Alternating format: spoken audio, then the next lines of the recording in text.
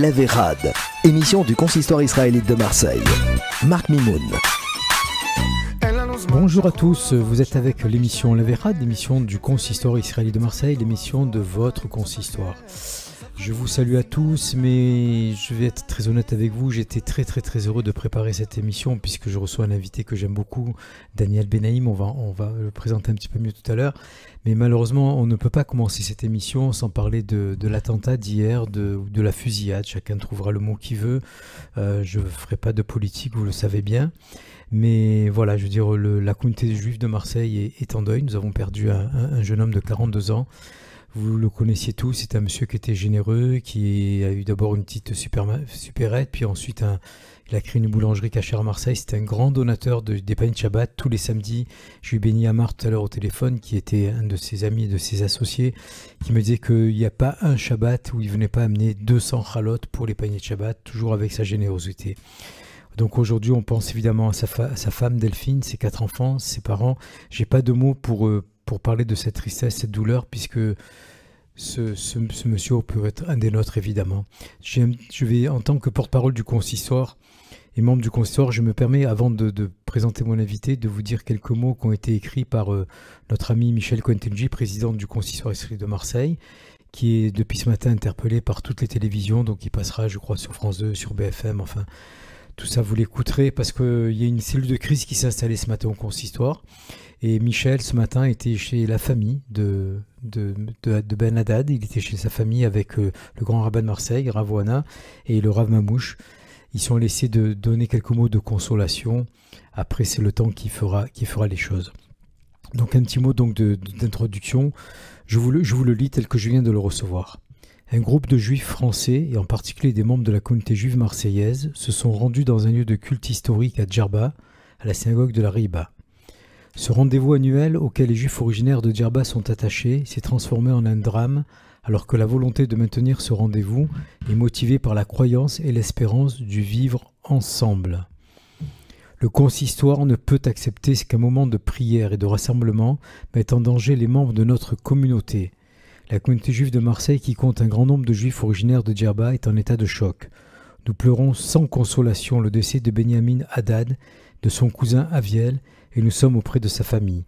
Nous sommes déterminés à en appeler à la conscience collective pour que prier ne rime plus avec tuer. Voilà, c'est les quelques premiers mots qui ont été écrits par l'équipe du consistoire. Donc, évidemment, on est tous un petit peu en deuil après cette catastrophe, cet attentat. Et les jours qui vont venir vont peut-être un peu mieux nous aider à comprendre. Après, chacun a son avis là-dessus. Moi, je me permets de donner mon avis, Daniel, sans rentrer dans des débats politiques. Mais si je peux me permettre, je n'ai pas pour habitude de parler en mon nom personnel, mais je me demande s'il est vraiment sage de continuer à faire nos fêtes dans certains pays, s'il est vraiment sage de nous réunir en dehors de nos familles, en dehors de notre pays, Israël, ou peut-être de celui qui nous a reçus, la France, pour aller fêter nos fêtes de Pessah, de Lag Baomer ou autre. C'est un point de vue personnel, parce que je pense qu'on n'est pas vraiment en sécurité n'importe où, même si des relations existent sur le plan diplomatique. Je suis persuadé que les présidents de ces pays-là ne vont pas être très heureux de ce qui s'est passé, mais je pense que c'est peut-être un peu imprudent de se réunir trop souvent dans ces pays-là, surtout pour fêter nos fêtes, et en plus nos fêtes religieuses. Daniel, avant de parler du dror, est-ce que tu as un mot à dire par rapport à cette horreur ?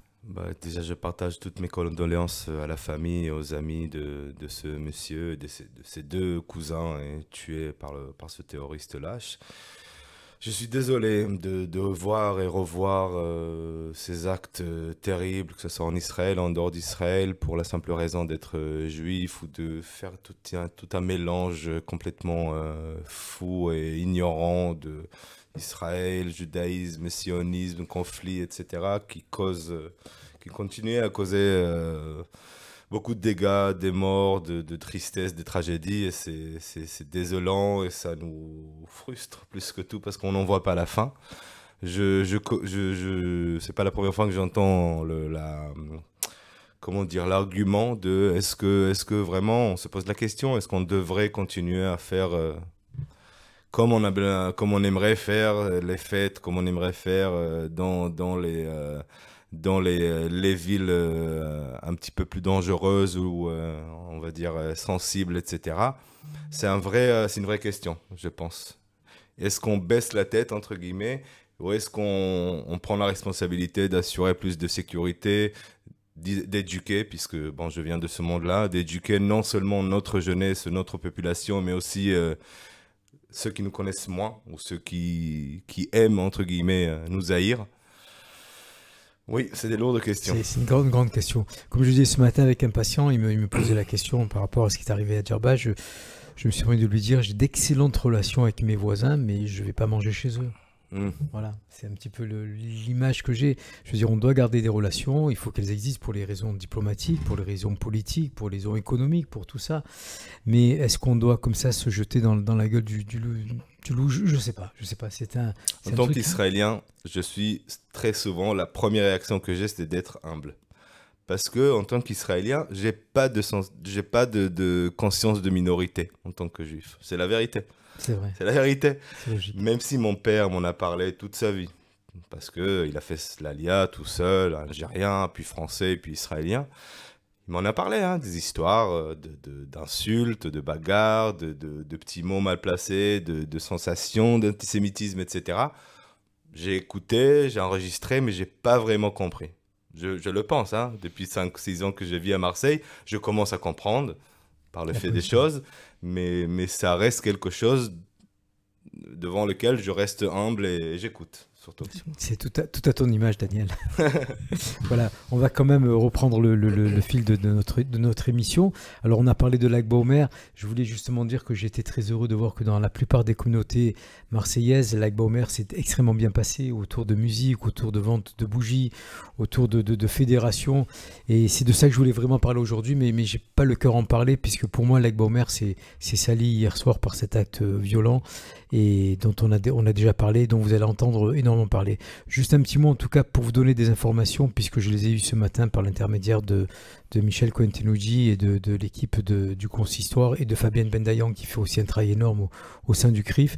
Je sais qu'il était question que les corps soient qu'il y ait une autopsie sur les corps. Bon, tout ça, avec une grosse pression, ça peut être arrêté. Donc c'est une autopsie chez nous déjà a priori c'est interdit. Et je pense en plus que dans ce cas-là, ça ne servait absolument à rien et qu'on attend le rapatriement des corps peut-être sur Marseille. Enfin, les choses sont en train d'avancer. Voilà, on va tourner la page et essayer quand même de parler de la jeunesse. Ça fait plusieurs semaines, Daniel, que je reçois la jeunesse à la radio. Il y a 15 jours, j'ai parlé d'ailleurs de toi, de ton équipe, de cette fête de Yom Ha'atzmaut et de Yom HaZikaron que vous avez mené comme des chefs parce que vous avez mis la jeunesse en avant. Puisque Daniel n'osera pas vous le dire, mais c'est lui qui devait lire le e-score. Et au dernier moment, il m'a dit non, il y a un petit enfant qui va le lire. Tout à fait, c'est tout à l'image de cette cérémonie. Voilà. Qui a été dirigé. Il a bien fait ce jeune, Ariel. Et été mené de main de maître par une jeune fille. Oui. Léna qui a très bien assuré. Exceptionnel. La relève est assurée. La semaine dernière, on avait Daniel autour de la table, nos plus jeunes volontaires au Magan David Adom, Ambre et Samuel. Qui ont une vingtaine d'années, qui sont revenus avec les yeux pleins d'émotions, plein de souvenirs et plein d'admiration du Magan David Adom. Et aujourd'hui, je te reçois toi en tant que président du DROR, en tant qu'ami aussi, parce que j'adore ce que tu fais. Et tu sais que je suis un soutien inconditionnel au mouvement de jeunesse et en particulier aux actions comme les tiennes. Et puis, tu as deux belles choses à nous parler aujourd'hui. On va peut-être parler de la première chose, c'est le concours biblique. Très bien. Alors, ce qui est rare quand même d'entendre le concours biblique géré par un président du DROR, et j'en suis très heureux. C'est vrai que je porte, alors pour le concours biblique, je vais porter ma casquette de... Alors, je ne travaille pas vraiment pour l'organisation sioniste mondiale, mais je les aide un petit peu pour l'organisation de ce grand concours qui est super intéressant. Et cette année, un peu plus festive que d'habitude avec le 75e anniversaire de l'État d'Israël. Et donc, j'aimerais citer donc déjà le département de l'Organisation sioniste mondiale qui organise ce concours depuis quelques années maintenant. C'est le département des programmes sionistes en diaspora. Qui est présidé par M. Silvio Roskovic et dirigé par M. Eran Berkovic, donc deux personnes avec lesquelles je travaille sur différents projets, et notamment ce concours biblique. Pour ceux qui se souviennent, il y a 2 ans, la grande finale de ce concours biblique, dans lequel j'ai assisté un petit peu aussi, qui était très très impressionnant, se déroulait à Marseille. à l'école Yavne, avec 5 candidats finaux et français, donc qui venaient vraiment présenter leur savoir hors du commun, je dirais, sur la Bible. C'était très intéressant et très, très impressionnant de voir des gens très, très investis, qui ont étudié, qui ont mis de leur temps, de leur énergie, de leur volonté, de leur esprit, pour avoir autant de connaissances sur nos sources, éventuellement, sur notre héritage. Quel âge ils ont les étudiants qui se présentent à ce concours? Alors, je vais présenter un petit peu ce concours, c'est exactement ça. Comme vous le savez peut-être, ça vient de passer d'ailleurs, et tous les Yom HaAtzmaut, tous les jours d'indépendance en Israël, se tient le concours biblique pour jeunes. Okay, donc c'est un concours un petit peu à l'image du concours que je vais présenter maintenant, qui accueille les juifs du monde entier. On peut être américain, comme marseillais, comme parisien, comme belge, et un juif d'Australie pour se présenter. Il n'y a pas de souci, il suffit d'avoir des connaissances quand même lourdes en Bible parce que le niveau est quand même sérieux.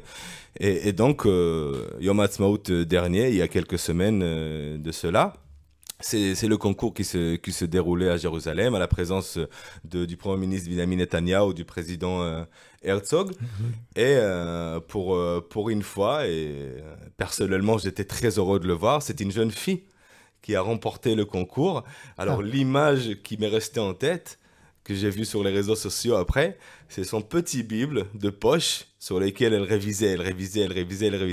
Il était tellement, on dirait qu'il date d'ici. Oui, voilà, il était tellement usé qu'on voyait vraiment les heures qu'il y passait. Tu sais que le Rav Mimoun, je m'excuse, je crois qu'on peut quand même rappeler sa mémoire, je me permets de le faire, il dit toujours qu'un bon livre, c'est un livre qui est usé. Il a dit un livre neuf, s'il a servi à rien, tout à fait. Et il ne sert à rien. Un livre, il faut qu'il ait vieilli, qu'il est un peu comme les agadotes, tu sais, qu'on a sur nos tables, où il y a des taches de vin, où il y a des morceaux de matzot qui traînent et tout ça. Pardon, je t'ai coupé la parole. Tout à fait. Donc, suite à cet établissement qui est quand même déjà un certain âge, le concours biblique pour jeunes, on a initié, l'Organisation sioniste mondiale a initié ce concours pour adultes. Okay, donc le même concours, dans le même format, je vais dire, c'est-à-dire des personnes du monde entier qui vont d'abord passer des épreuves dans leur pays respectifs, ensuite mais les candidats, et donc je vais citer peut-être pour nous, c'est au mois de juin, les inscriptions se déroulent maintenant. Donc c'est pour ça qu'on en parle. Je vais peut-être citer, et tout à l'heure je vais citer un numéro de téléphone et un site, enfin une adresse mail pour pouvoir nous contacter, mais les inscriptions sont grandes ouvertes. On a déjà pas mal d'inscriptions, mais on attend encore du monde pour pouvoir élargir un petit peu nos listes. Et la première phase se déroule en juin, par Zoom, donc c'est très difficile qu'on soit habitant de Marseille, de Paris, de Strasbourg, de Nouvelle-Calédonie ou de n'importe où dans le monde qui soit francophone, on peut s'inscrire. On peut tenter sa chance. Il y a un décalage horaire qui va être important quand même. Tout à fait. Donc il y en a qui seront désavantagés. Là. Celui qui met le réveil à 2h du matin pour passer un concours biblique. Tout à fait. Mais bon, une première partie est donc en juin, par Zoom. Un tri sélectif de candidats qui vont atteindre la finale, la grande finale qui va se passer en octobre à Paris, okay, la finale française, je parle. De cette finale, la France va élire deux gagnants qui vont quand même porter la mission lourde, la tâche lourde de représenter le judaïsme français ou la communauté juive de France dans la grande finale à Jérusalem au moment de Hanouka prochain. Wow. Qui est symbolique. Hanouka, si vous visionnez un petit peu le mot en hébreu dans vos têtes, la même racine que le mot chinuch, éducation. Donc c'est pour ça que l'Organisation sioniste mondiale a choisi cette date-là pour mener ce concours. Ils vont avoir toute une aventure qui les attend là-bas à Jérusalem. D'abord, rencontrer tous les autres candidats venant du monde entier, y compris d'Israël. Avec un petit, comme on aime dire au drôle, un machané, mais pour le coup, c'est le terme qu'ils impliquent aussi. Avant le concours, ils auront quand même un petit machané Tanakh. Un petit camp, donc, un petit camp. Exactement. Rencontrant des spécialistes, rencontrant des lauréats des années précédentes et se balader un petit peu aussi en Israël. Donc, c'est une vraie expérience que je souhaite à n'importe qui, mais voilà. Daniel, ce concours en Israël va se passer en quelle langue? Parce qu'il y aura des représentants du monde entier. Alors, forcément, les questions ou la Bible, les passages sont en hébreu. Oui. Mais le concours, comme beaucoup de choses en Israël, sont adaptés. C'est un pays d'immigrants, hein, après tout. Je peux dire, par exemple, ma femme qui a passé son permis de conduire en Israël, elle l'a passé en français. D'accord. Donc, pour le concours biblique aussi, alors, donc, c'est le cas aussi. Donc, c'est pas un pays d'apartheid, alors, Israël? Pas tout à fait, pas tout à fait. Hein? Bonjour à ceux qui le pensent. On a tout ce qu'il faut pour traduire simultanément et pour avoir des questions en français, en anglais, en ce qu'on veut. Ok, d'accord. Donc, tout le monde pourra être dans sa langue. Et donc, voilà. tu as bien dit qu'il n'y a pas d'âge pour se présenter à ce concours biblique. Alors, il faut avoir au moins 21 ans. Quand même. Et au plus, voilà. Comme c'est, alors, on avait, je me souviens, à la finale, il y a 2 ans à Marseille, on avait quand même un candidat, un monsieur très très gentil, qui avait quand même 85 ans. Pourquoi pas? Donc, pourquoi pas? Donc, il y aura un brassage de pays, un brassage d'âge, de sexe. Je veux dire, il y aura des hommes, des femmes, il y aura des... on célèbre vraiment le Tanakh, on célèbre la Bible. Et c'est ici où, peut-être, où c'est le moment de dire un petit mot. Dans la communauté juive, que ce soit les écoles juives ou les kollel ou les yeshivot en France, et ailleurs aussi peut-être, mais bon, on parle de la communauté de France, on a plutôt l'habitude d'étudier le Chumash, c'est-à-dire les 5 livres de la Torah, et puis ensuite la Mishnah et la Gemara. Et on a tendance d'un petit peu négliger ce qu'on appelle le Ktuvim et le Nevi'im. C'est-à-dire le livre de Shmuel, le livre de Yoshua, le livre de Melachim, Shir HaShirim, beaucoup de livres autres que le Chumash, et puis les textes un petit peu plus tardifs. Les basiques, comme on dit. Voilà. Ce que nous, en tant qu'Israéliens, bon, je parle en tant qu'Israélien, c'était une matière d'école pour moi. C'est-à-dire j'ai fait mon bac aussi en Bible. J'avais une bonne note pour le coup, hein. C'était une matière que j'aimais bien. Et donc, ce concours vient aussi d'encourager à connaître non seulement les textes de Midrash, etc., et de Halakha, mais aussi le patrimoine, le héritage de la Bible, les histoires, les personnages, les enseignements aussi, l'histoire quelque de la vie part. juive qu'on fait. Tout à fait. Une question me vient là, Daniel. Est-ce que quelqu'un, par exemple, comme un grand rabbin, peut se présenter à ce concours? Mais avec plaisir, pourquoi pas? Il n'y a pas de limite non plus de culture, quoi. C'est-à-dire non, voilà. Pas du tout. Alors, pour ne pas avoir peur, je dois le dire quand même, il est vrai que la matière est vaste et large, donc pour la révision, ça peut faire peur. Dès que vous vous rendez sur notre site d'inscription, vous verrez, il y a une liste très claire des matières choisies, des livres choisis, des chapitres choisis, sur lesquels il y a le travail de révision à faire, d'accord? Donc, ce n'est pas toute la Bible à réviser. D'accord, il y a un programme, ce qu'on appelle un programme. Voilà, exactement. Alors, donc, on s'inscrit où et comment, Daniel? Alors, parce que là, c'est demain, donc, ça. Si jamais vous écoutez ça à la radio, vous verrez, on va mettre l'affiche aussi du concours à côté du post Facebook sur la page du consistoire. Mais je vous donne déjà mon numéro de téléphone qui est le 06 11 83 04 94 pour toute info ou souhait de s'inscrire. Sinon, vous pouvez aussi écrire directement à l'adresse mail de l'Organisation sioniste mondiale qui est osm@wzo.org.il, un site bien lié à l'État d'Israël avec le petit IL à la fin, c'est le signe. Et donc voilà, on vous envoie ensuite toutes les infos pour accéder au site de l'inscription, et de là, pour la première phase, en tout cas, ça se déroule tout seul. Donc, première phase, ça sera en Zoom, et puis après, pour les 2 personnes sélectionnées à Paris, cela, c'est le voyage en Israël avec la visite. Première phase, 1 juin, en Zoom, c'est-à-dire que vous avez quand même un mois et quelques pour. Quand on est en Zoom, on peut pas tricher un petit peu s'il y a... Je pense que c'est fait une manière à s'il y a un livre sur les genoux, respecter. Tout ça, hein? Mais oui, c'est tentant quand même d'essayer quelque chose. En tout cas, c'est une très très belle expérience que tu proposes. C'est une très belle initiative. Belle initiative. Vraiment. Et je suis content que c'est toi qui sois à la tête de tout ça. Daniel, tu vas faire partie du jury ou je pense que je suis pas à la hauteur, bien que je trouve que j'ai pas mal de connaissances. Regardons les candidats il y a 2 ans. c'est costaud. Quel âge ils avaient ceux qui ont gagné il y a 2 ans? C'était, je me souviens, il s'appelait Nissim, c'est un miracle, la quoi. personne. Exactement, donc déjà c'est symbolique et c'est beau, mais il était jeune quand même, il avait peut-être 24 ans, 25 ans. Bah bon, écoute, il faudra que tu Et il est allé en Israël nous représenter et c'était une grande expérience pour lui. Il faudra que tu me tiennes au courant de l'évolution quand même de ce concours.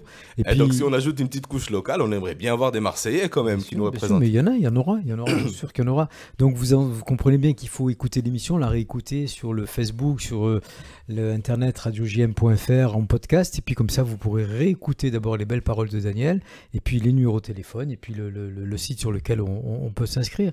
Alors Daniel, tu es venu aujourd'hui avec une double casquette. Oui. Donc on a parlé de ce concours fabuleux qui se présente, et puis il y a aussi la jeunesse, puisque autour de toi c'est la jeunesse, c'est le Dror, c'est les Mahaneh, c'est les camps. Donc parle-nous un petit peu cet été, qu'est-ce qui va se passer, où vous allez, combien de programmes tu as dans... Allez, je change de casquette. Et donc c'est vrai que je m'occupe surtout donc, de la jeunesse, du mouvement de jeunesse Abonim Dror à Marseille. Et donc, on n'a pas vraiment fini parce qu'on a encore quelques activités avant cet été, mais on a une année chargée derrière nous, avec plusieurs séjours, 3 séjours de vacances, des séminaires même avec d'autres jeunes d'ailleurs en Europe et dans le monde, avec des activités quasiment toutes les semaines, avec des nouvelles personnes qui nous rejoignent et ça fait toujours un plaisir, des petits, des grands. Et donc, ça tombe bien que je viens te voir maintenant parce qu'on vient d'ouvrir nos inscriptions au Mahaneh de cet été, au camp de cet été. Ça tombe bien que tu viennes maintenant parce que je sais que vous remplissez très très vite. Donc si vous êtes à l'écoute, dès la fin de l'émission, à mon avis, prenez votre téléphone et commencez à vous y inscrire. Exactement. Et comme on est une structure qui marche, c'est-à-dire qui travaille constamment, de semaine en semaine, avec des activités, avec des jeunes qui deviennent une partie de la famille, quelque part. Donc, c'est vrai que le Mahaneh Kites, le séjour d'été, est l'occasion propre pour des nouvelles personnes de venir nous voir, de s'intégrer. Alors, où vous partez cet été, Daniel? Alors, on part dans un site qu'on connaît depuis 2-3 ans maintenant et qu'on adore. Okay, c'est pour ça qu'on se pose la question à chaque fois. Est-ce qu'on va trouver mieux? Est-ce qu'on peut aller ailleurs? Mais c'est tellement bien, c'est tellement joli, c'est tellement grand, ça répond tellement à ce qu'on attend qu'on y revient à chaque fois. Et ça s'appelle le lycée de la SOC, un établissement privé qu'on privatise pour le coup, qui est à nous, clôturé et sécurisé et tout ce qui vient avec, à 20 minutes de Bordeaux, à peu près. Donc c'est une région qui est très très belle. On est entouré de vignes, et de châteaux et de domaines, etc. Ce qui nous permet de faire aussi des balades très très belles. On n'est pas très loin de l'Atlantique, de l'Arcachon, donc on a des sorties très très sympas. Et surtout, on est très très bien entouré avec les jeunes de Marseille, les jeunes de Paris, donc le mouvement de jeunesse à Paris aussi. Et sur 3 programmes différents adaptés, un programme pour les petits, un programme pour les ados, un programme pour ce qu'on appelle nous un séminaire Aleph pour ceux qui vont devenir madrichim et animateurs l'année prochaine. C'est le moment qu'ils attendent, j'attends aussi, mais surtout les jeunes. Vous faites le camp avec les Parisiens, c'est ça? C'est ça. Paris-Marseille. C'est un grand moment qu'on attend pour se réunir. C'est des jeunes, on peut le voir, je le vois chez les anciens, des amitiés qui durent une vie entière. Voire des mariages même parfois. Exactement. On vient d'en parler justement. Mazel Tov. C'est ça, toutes les clichés sont vrais, je peux pas dire autrement. On rappelle aussi qu'au Dror, quel que soit votre degré de religiosité, il n'y a pas de problème puisque y a pas de problème. La nourriture est cachère, le Shabbat est respecté comme il se faut.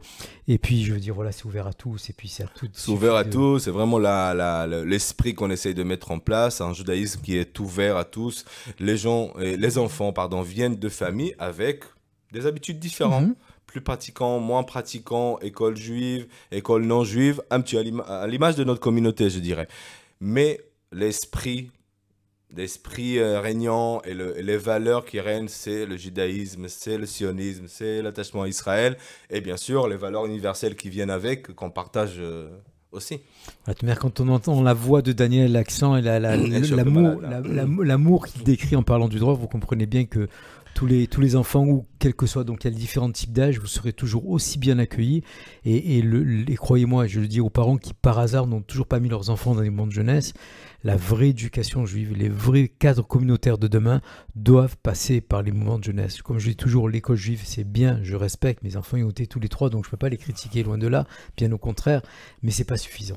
Tout à fait. Et le mouvement de jeunesse, c'est là où on se fait nos amis, on se fait nos frères, nos sœurs. On se forme. Ou nos femmes, ou nos maris d'ailleurs. C'est comme ça que ça se passe. Et croyez-moi, je veux dire, c'est un complément indispensable à l'éducation, je veux dire, aussi bien de la maison que de l'école. Et c'est là où on crée des liens, c'est là où on apprend un peu à se débrouiller, c'est là où on apprend à taper aux portes, c'est là où on apprend à grandir tout simplement, dans une éducation, dans des relations humaines, dans le respect de soi, dans le respect de l'autre. Et c'est pour ça que je prône tout le temps, chaque fois que je le peux, la jeunesse à travers les mondes de jeunesse. Et d'ailleurs, je m'excuse, encore un mot triste, je viens d'apprendre à l'instant par un message, et je dédie d'ailleurs aussi cette émission à Léon Ederi, qu'on surnommé Caïman, qui a été un des formateurs du DEJ quand j'avais 5-6 ans. C'est lui qui était venu. C'est la première personne que j'ai connue au DEJ, donc Léon Ederi, qui a fait son alia, qui vient de décéder malheureusement d'une longue maladie. Voilà, donc je pense aussi à toute sa famille, à toute la famille Ederi. Oui. Malheureusement, c'est comme ça. Et vous voyez bien que même ce monsieur dont je viens de parler, je ne l'ai pas vu depuis peut-être 40 ans visuellement. Mais voilà, tous les copains, on a tous envoyé un message. Voilà, c'est ça le monde de jeunesse. C'est-à-dire, il n'y a pas d'âge, on reste liés, même si on ne se voit pas tous les jours. Il suffit d'un coup de fil, d'un mot, et puis ça connecte. Tout à fait. Je parle au nom de Dror, mais je pense, ils vont peut-être me dire quelque chose après, mais j'aimerais parler au nom de tous les mouvements de jeunesse de Marseille, donc c'est-à-dire les EI, le DEJ, le Bnei Akiva, donc, et le Dror. On n'a pas une démarche financière derrière. On a tout simplement une démarche pédagogique et une démarche pour former la génération future. Ceux qui vont agir au sein de la communauté, au sein de la cité. On aimerait rendre meilleur. Et puis ils sont beaux à voir, j'ai l'occasion de les voir assez régulièrement, ces 4 mouvements, c'est-à-dire que vous avez chacun votre philosophie, vous avez chacun votre petit chauvinisme, et c'est normal, mais entre eux, il y a des échanges, et c'est magnifique. Voilà. Je crois que là, je m'adresse aux personnes peut-être un peu plus âgées. Faites confiance à la jeunesse, on en apprend beaucoup chez eux, on en apprend par eux, ils en apprennent par nous, on a un peu d'expérience, mais ils ont un petit peu ce grain de folie qui nous manque de temps en temps, peut-être pour aller plus loin, pour aller plus haut, et puis on est tous passés par là, donc n'oublions pas qu'on a tous eu 18 ans, qu'on a tous eu 15 ans, et donc il faut les encourager, il faut les mettre devant de la scène, il faut les propulser, et il faut surtout pas ne pas les entendre et ne pas les écouter, parce que moi je sais que j'apprends énormément par les jeunes. Je veux dire, on n'est pas capable aujourd'hui de comprendre certaines choses qui viennent du vocabulaire des jeunes, qui viennent de leur relation, de leur écoute.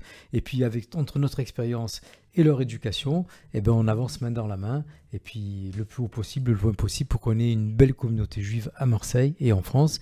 Et c'est grâce à des gens comme Daniel que je pense on va y arriver avec sa générosité, avec son sionisme. Parce que Daniel, je le rappelle à chaque fois, ses parents vivent encore au kibbutz. C'est ça, Daniel ? Oui, bien sûr. Voilà. Je me suis promis un jour d'aller les visiter, tes parents. Allez. Je vais très souvent en Israël. Là, je pars bientôt pour des raisons familiales. Je prendrai les coordonnées et j'essaierai de trouver le temps d'y aller. Voilà. Plaisir.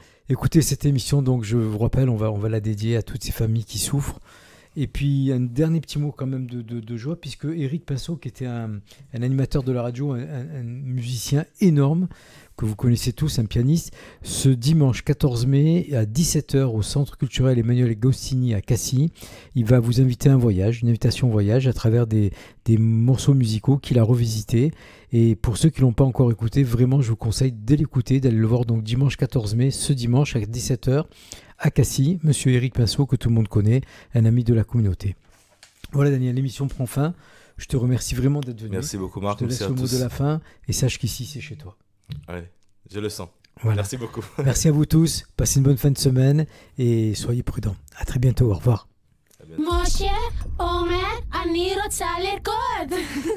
L'Averad, émission du consistoire israélite de Marseille. Marc Mimoun.